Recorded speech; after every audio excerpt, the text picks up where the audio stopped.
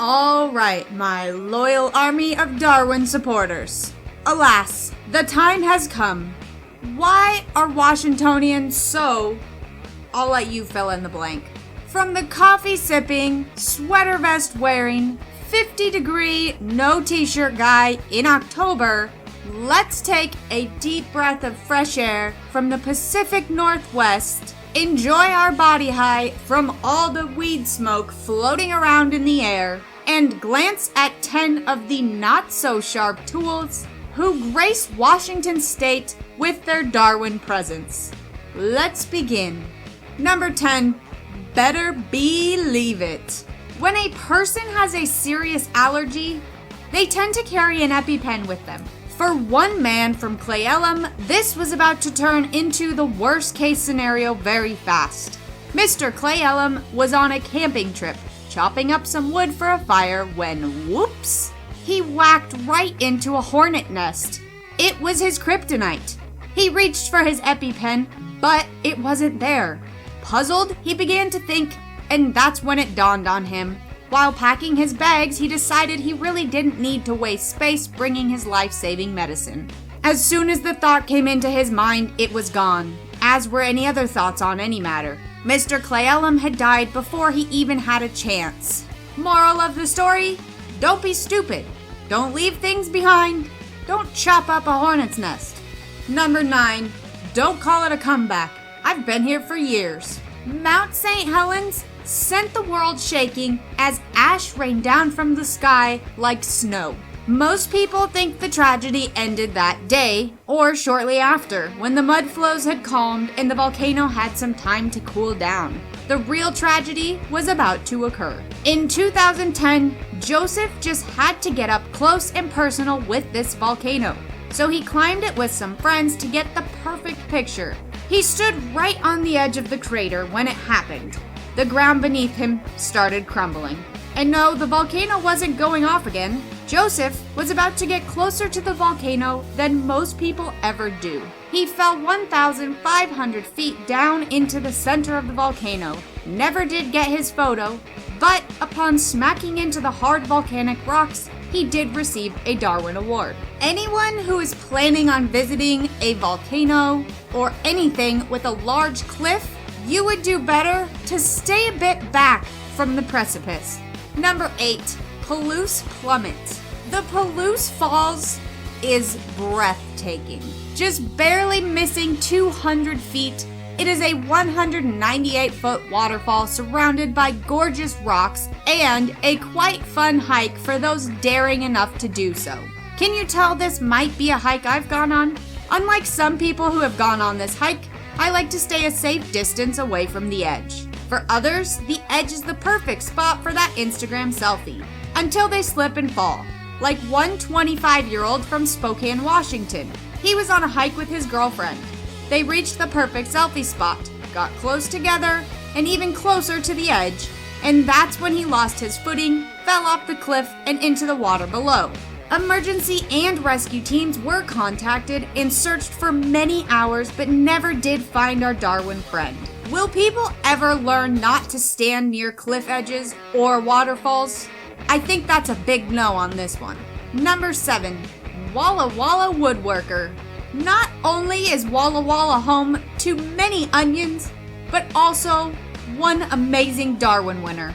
Wood burning was his passion, and as many Darwins can agree, if you're passionate about it, you don't need to bring your brain along for the ride. Robert was in the process of making his next masterpiece. His slab of wood was drenched in salt and water. Now for the electricity. As anyone who makes wood art in this way can attest, don't touch the wet wood while the electricity is going through it.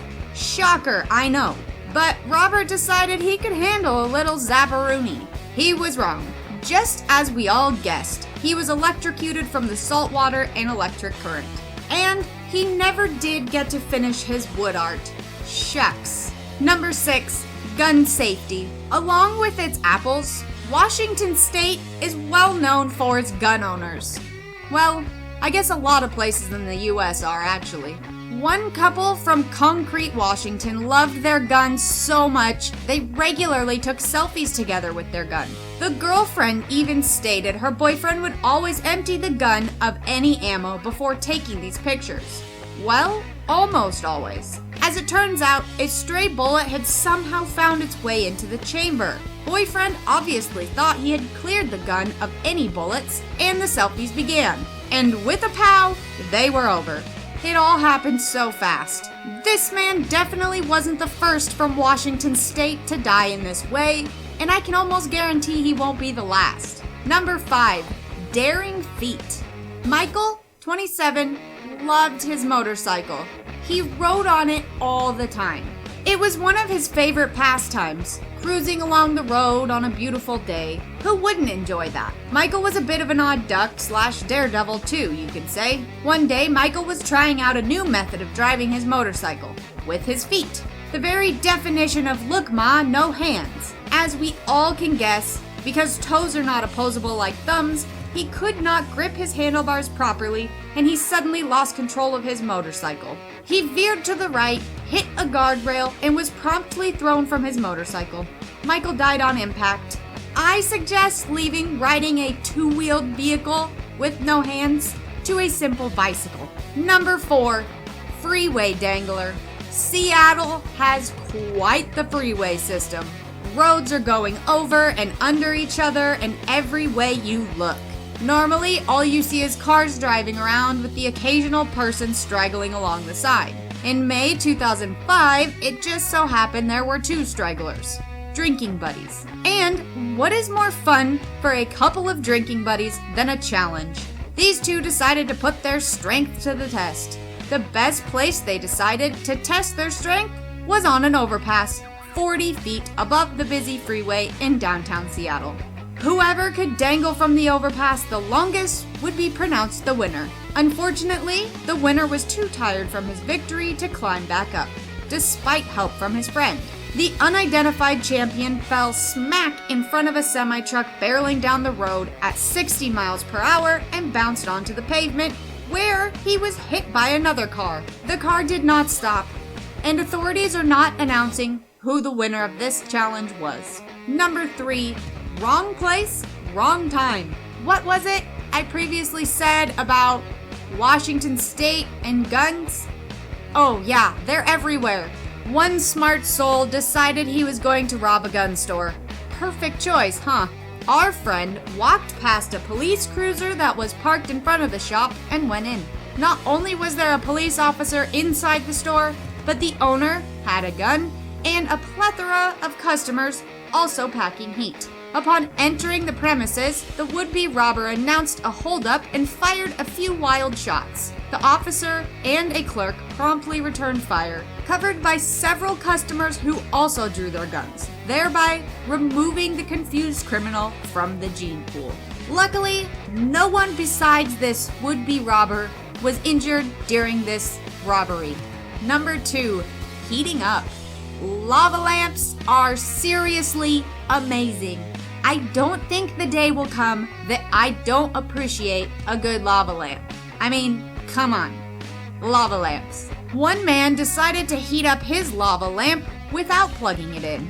Philip from Kent, Washington, decided to use his stove to heat up his lava lamp, and he was determined not to miss a minute of this action-packed fun. So there he stood, next to the stove, lava lamp warming up, when what do you know? It exploded. Shrapnel went flying. Some of it landed in Philip. He stumbled to his bedroom and collapsed on his bed.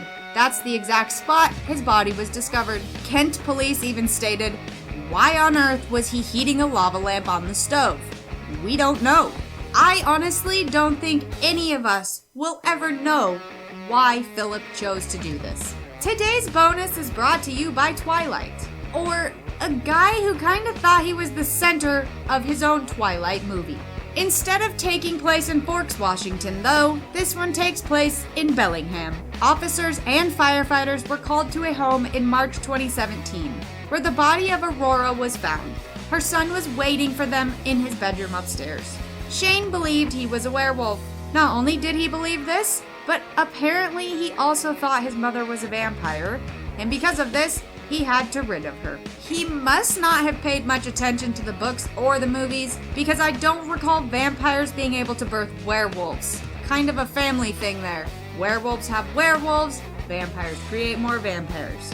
But I guess that was just a technicality he missed. After offing his mother, he called 911 on himself and then was arrested. This guy? Definitely missing a few marbles up there. Number 1, Mr. Hands. This one is just baffling, to be honest. I really don't have words to describe how I feel and can't believe it actually happened. Kenneth Pinion, aka Mr. Hands. He was an aircraft engineer who had weird interests. Apparently, in Enumclaw, there was a whole group of weirdos just like him. What did they do, you may be wondering? Well, they liked horses. And no, this wasn't a horse riding club. Well, I guess it kind of was.